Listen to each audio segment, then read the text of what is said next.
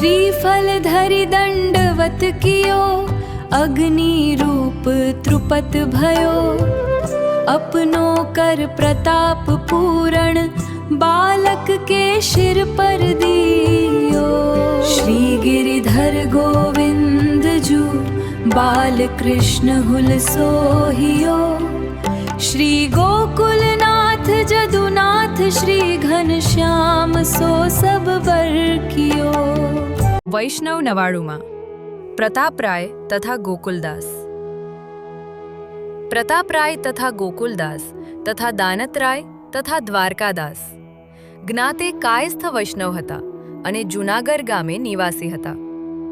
તેઓ મહારાજશ્રીના અનીન ભગવદી હતા, વળી જૂનાગઢની દીવાનગીરી કરતા। તેઓએ મહારાજશ્રી જમુનેશ મહાપ્રભુને જૂનાગઢ પધરાવી અસંખ્ય ભેટ ધરી અને વિનંતી કરી। મહારાજ 12 માસ સુધી ત્યાં બિરાજ્યા। મહારાજશ્રી સાથે જૂથ ઘણું જ 700 પાતળનું હતું।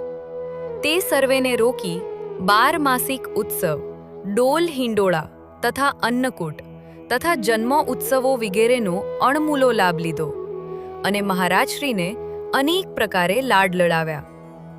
મહારાજશ્રીએ બહુ પ્રસન્ન થઈ આપના ભગવદીઓને અનહદ સુખ આપ્યા। આપ કૃપા કરી ડોલ તથા હિંડોળામાં સદેહે ઝૂલ્યા અને કેસરી સ્નાન પણ સદેહે કર્યા એવા અઢળક સુખ આપ્યા।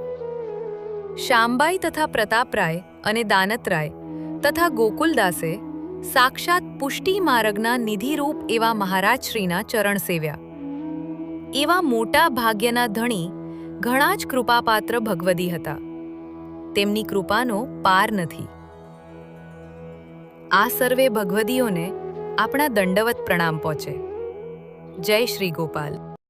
हास मधुरी हुलास वधारण, रसना पीयूष प्रणाल जी।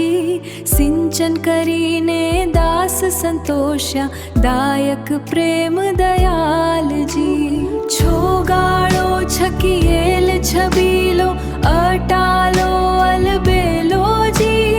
वैष्णव जन ने वाल जणावे, संबंध समीपे सहेलो जी।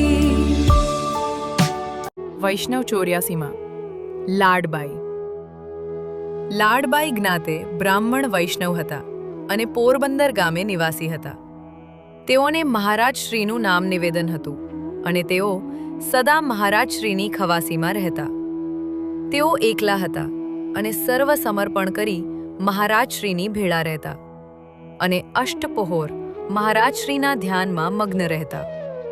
તેઓએ નિંદ્રાનો ત્યાગ કર્યો હતો અને સદાય મહારાજશ્રીની સન્મુખ આજ્ઞાની રાહ જોઈ હાથ જોડી ઊભા રહેતા।